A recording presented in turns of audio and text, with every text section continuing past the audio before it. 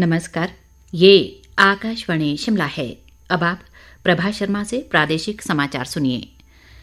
प्रधानमंत्री नरेंद्र मोदी ने कहा है कि नई राष्ट्रीय शिक्षा नीति 21वीं सदी की आकांक्षाओं को पूरा करती है।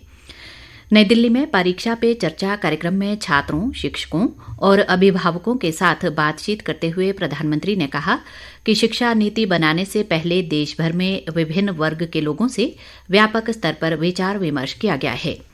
उन्होंने कहा कि 20वीं सदी के पुराने विचार और नीतियां 21वीं सदी में भारत के विकास पथ का मार्गदर्शन नहीं कर सकती हैं। प्रधानमंत्री ने कहा कि समय के साथ देश को बदलना होगा।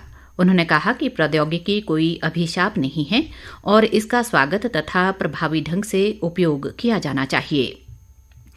परीक्षा से पहले छात्रों में व्याप्त तनाव पर प्रधानमंत्री ने उन्हें सलाह दी कि वे परीक्षा के तनाव में बिल्कुल न आएं और मानकर चलें कि उन्होंने पहले भी ऐसी स्थिति का सामना किया है। उन्होंने कहा कि माता-पिता और शिक्षकों के अधूरे सपनों को बच्चों पर थोपा नहीं जा सकता। प्रधानमंत्री ने कहा कि परीक्षाएं लोगों के जीवन का एक सहज हिस्सा है और विकास यात्रा में एक और मील का पत्थर है। उन्होंने कहा कि छात्रों को आत्मनिरीक्षण करना चाहिए और देखना चाहिए कि कौन सी कमजोरियां उन्हें आगे बढ़ने से रोक रही हैं।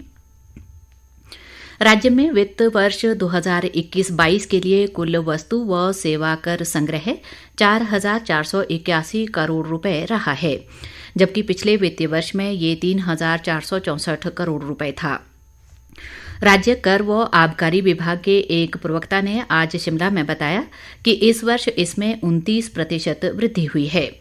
उन्होंने कहा कि जीएसटी राजस्व संग्रह में ये सकारात्मक वृद्धि विभाग द्वारा कर संग्रहण और अनुपालना के दृष्टिगत किए गए विभिन्न प्रशासनिक उपायों और नीतियों की पहल का परिणाम है।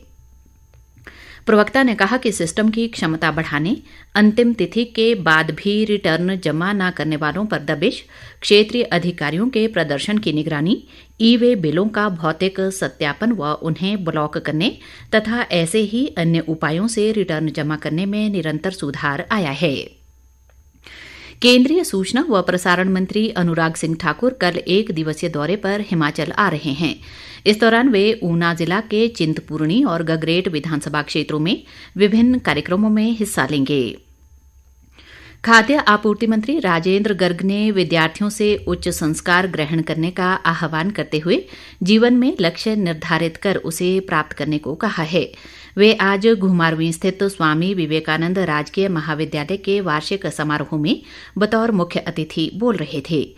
राजेंद्र गर्ग ने कहा कि सरकार प्रदेश के कॉलेजों की आधारभूत संरचना को सुदृढ़ करने पर विशेष बल दे रही है।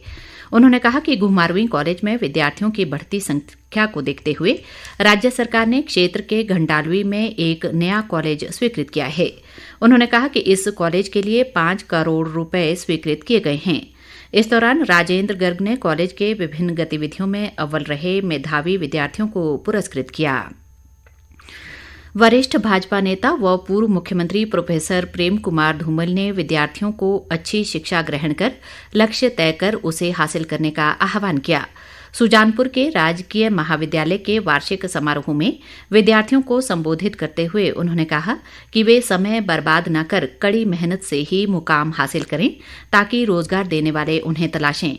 इस अवसर पर महाविद्यालय की एनएसएस टीम ने प्रोफेसर धूमल को मार्च पास्ट की सलामी व गार्ड ऑफ ऑनर दिया।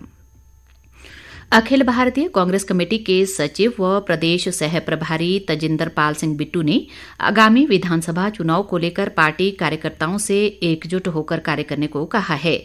वे कल शाम सोलन में पार्टी कार्यकर्ताओं के साथ बैठक करने के बाद पत्रकारों को संबोधित कर रहे थे। उन्होंने कहा कि कांग्रेस पार्टी पूरी तरह एकजुट है और आगामी विधानसभा चुनाव में प्रदेश में सरकार बनाएगी। प्रधानमंत्री आदर्श गांव योजना के तहत कांगड़ा जिला में 22 गांव आदर्श घोषित किए गए हैं। योजना अभिसरण समिति के अध्यक्ष व उपायुक्त निपुण जिंदल ने बताया कि योजना का उद्देश्य 50% से अधिक अनुसूचित जनसंख्या वाले गांवों का एकीकृत विकास सुनिश्चित करना है। उन्होंने बताया कि केंद्र सरकार द्वारा सभी चयनित गांवों के लिए 20 लाख रुपए की राशि विभिन्न विकास कार्यों के लिए निर्धारित की गई है। इसी के साथ ये समाचार बुलेटिन समाप्त हुआ। नमस्कार।